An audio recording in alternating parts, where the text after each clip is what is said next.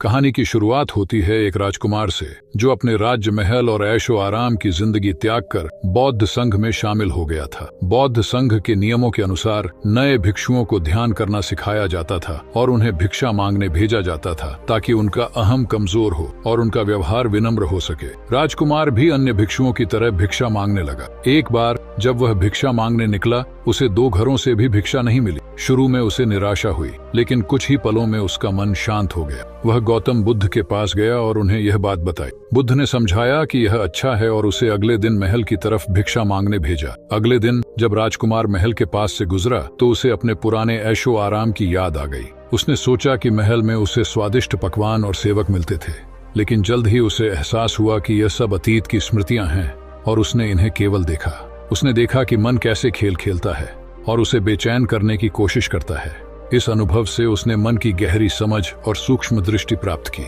जब वह वापस आश्रम पहुंचा तो उसने गौतम बुद्ध को सारी बात बताई। बुद्ध ने उसे अगले दिन नगर की दक्षिण दिशा में एक हवेली में उपदेश देने भेजा। भिक्षु खुशी खुशी हवेली पहुंचा और भिक्षा के लिए आवाज लगाई। एक सुंदर युवती बाहर आई और उसने भिक्षु को भोजन ग्रहण करने के लिए कहा। भोजन के बाद भिक्षु को आराम करने के लिए कहा गया। आराम करते हुए भिक्षु ने सोचा कि युवती बहुत समझदार और सुंदर है। तभी युवती ने कहा कि अगर आप राजकुमार होते तो मुझे उपदेश कैसे देते।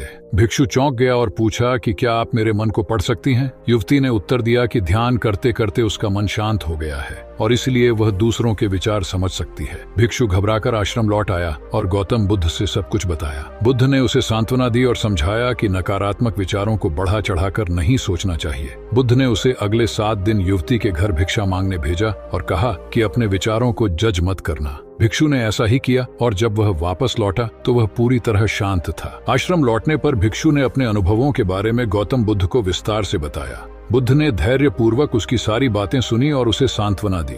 उन्होंने भिक्षु को समझाया कि मनुष्य का मन बहुत चंचल होता है और विभिन्न परिस्थितियों में विभिन्न प्रकार के विचार उत्पन्न करता है। इन विचारों को समझना और उन पर ध्यान न देकर उन्हें जाने देना ही सच्चा ध्यान है। बुद्ध ने उसे बताया, यदि हम अपने मन के विचारों से अधिक जुड़ाव नहीं रखते और उन्हें निष्पक्ष दृष्टिकोण से देखते हैं तो हम सच्ची शांति और स्थिरता प्राप्त कर सकते हैं। तुम्हारे अनुभव ये सिखाते हैं कि मन को कैसे काबू में रखा जाए और उसकी गहराई में जाकर उसकी चालबाजियों को समझा जाए। इसके बाद बुद्ध ने भिक्षु से कहा, तुम्हें अगले 7 दिन फिर से उसी युवती के घर भिक्षा मांगने जाना होगा। इस बार तुम अपने मन में उठने वाले हर विचार का केवल साक्षी बनना, उन्हें जज नहीं करना। मन के हर विचार को जैसे वह है वैसे ही स्वीकारना। यह प्रक्रिया तुम्हें मन की वास्तविकता को समझने में मदद करेगी। भिक्षु ने बुद्ध की बातों को ध्यान से सुना और अगले दिन से युवती के घर भिक्षा मांगने जाने लगा। पहले दिन जब भिक्षु युवती के घर पहुंचा, उसने देखा कि युवती ने मुस्कुराते हुए उसका स्वागत किया। भिक्षु ने बिना किसी विचलन के भिक्षा ग्रहण की और वापस आश्रम चला आया। उसने अपने मन में उठने वाले हर विचार को ध्यान से देखा, लेकिन उन्हें नकारा नहीं और न ही उन पर कोई निर्णय दिया।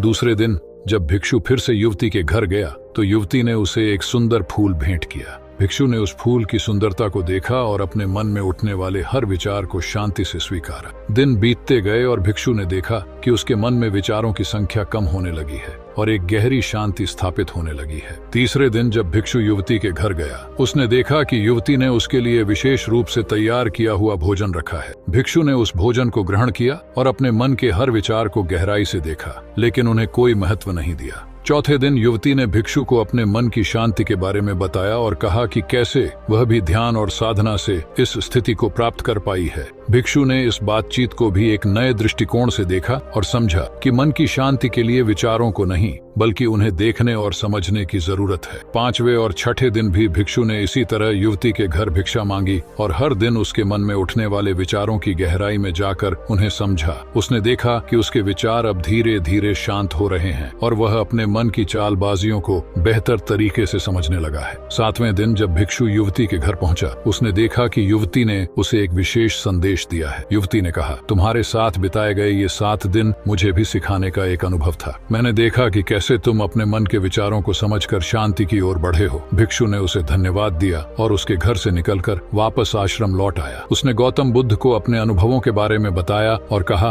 अब मैं समझ गया हूँ कि मन की चालबाजियों को कैसे देखना और समझना है। हर विचार को केवल साक्षी बनकर देखना ही सच्ची साधना है। बुद्ध ने उसे प्रशंसा भरी दृष्टि से देखा और कहा, तुमने जो सीखा है वह वह तुम्हें जीवन भर शांति और स्थिरता प्रदान करेगा। मन की गहराई में जाकर उसके हर विचार को समझना ही सच्ची साधना है। यही तुम्हें सच्ची शांति की ओर ले जाएगा। इस प्रकार और उसने सच्ची शांति और समर्पण की अनुभूति प्राप्त की।